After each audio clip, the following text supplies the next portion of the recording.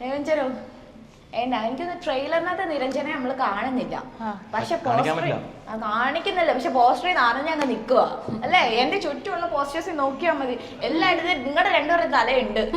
അഞ്ജനയും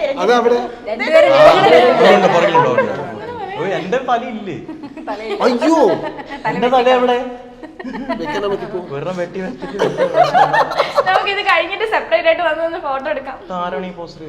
അതെ, നമ്മള് കംപ്ലൈന്റ് പറയുന്നത് ആയിരിക്കും. തലയില്ലാത്തല്ലേ നമുക്കത് പറയാം.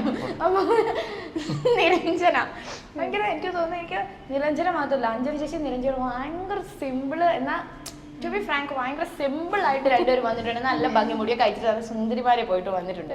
Yes, thank you. തുടക്കം തൊട്ടേ ഈ സുന്ദരൻ സുന്ദരി അടിക്കുന്നുണ്ടല്ലോ. അല്ല പതപ്പിക്കുന്നുണ്ട്, നല്ലോണം പതപ്പിക്കുന്നുണ്ട്. ഇട്ട് തരണേ പ്ലീസ്. അത് may be mister and missus miss sorry miss sorry miss. Okay, നിരഞ്ജനയുടെ ക്യാരക്ടർ എന്താണ് ടർബോയില്? സിത്താര എന്നാണ് ക്യാരക്ടറിന്റെ പേര്. എന്നെ ട്രെയിലറിൽ just started. She will come in the regular very gently. She will finish. Come, continue. I'll support you. Yeah, that would be of help.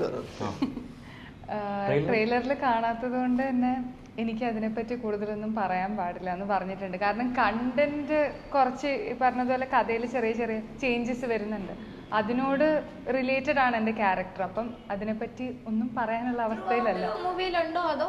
ഇല്ല, ചെറിയൊരു ക്യാരക്ടറാണ് ചെയ്യുന്നത്.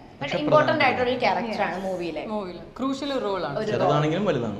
ഓക്കെ ഓക്കെ, നമ്മൾ എപ്പോഴും ഓർത്ത് വെക്കുന്ന വിധത്തിലുള്ള ഒരു റോളാണ്. അതുകൊണ്ടൊന്നും പറയാനും പറ്റത്തില്ല അല്ലേ? അതുകൊണ്ടാണ് ട്രെയിലറിലൊന്നും കാണിക്കാൻ പിന്നെ ഓർത്ത് വെക്കാൻ സാധിക്കോ ഇല്ലയോ അതൊന്നും നമുക്കിപ്പോ അറിയില്ല. അപ്പൊ ആവട്ടെ. എനിക്കൊന്ന് കുറെ ഗ്യാപ്പിന് ശേഷമാണ് ടർബോയിലോട്ട് ഒരു ഓപ്പർച്യൂണിറ്റി വരുന്നത്. അപ്പം ഇതിലേക്ക് വന്നപ്പോൾ ഈ ഒരു ക്യാരക്ടർ സിത്താര എന്ന് പറഞ്ഞ ക്യാരക്ടർ ചെയ്യാൻ വന്നപ്പോൾ എന്തൊക്കെ, പ്രത്യേകിച്ച് മമ്മൂക്കാന്റെ കൂടെ ചെയ്യുമ്പോൾ എന്തൊക്കെ എക്സ്പെക്ടേഷൻ, എന്തൊക്കെ പ്രിപ്പറേഷൻ ആയിരുന്നു ചെയ്തത്?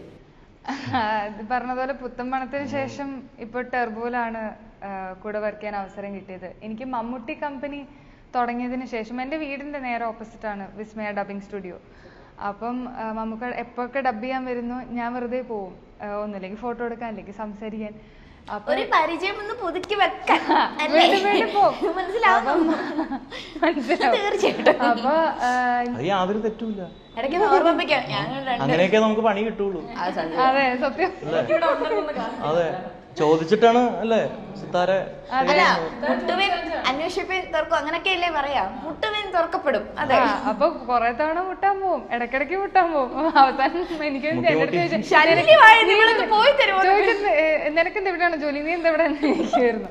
അപ്പൊ മമ്മൂട്ടി കമ്പനി തുടങ്ങിയതിന് ശേഷം ഭയങ്കര ആഗ്രഹമായിരുന്നു എനിക്ക് മമ്മൂട്ടി കമ്പനിന്റെ അടിയിൽ വരുന്ന ഒരു സിനിമയിൽ ചെയ്യണം എന്ന് ഭയങ്കര അതിയായ ആഗ്രഹം ഉണ്ടായിരുന്നു. അപ്പൊ ഞാൻ ചോദിച്ചു, എനിക്ക് പറ്റുന്ന എന്തെങ്കിലും വേഷം ഉണ്ട്? നിനക്ക് പറ്റുന്നൊന്നുമില്ല, ഇതാണ് ആദ്യം പറഞ്ഞത്.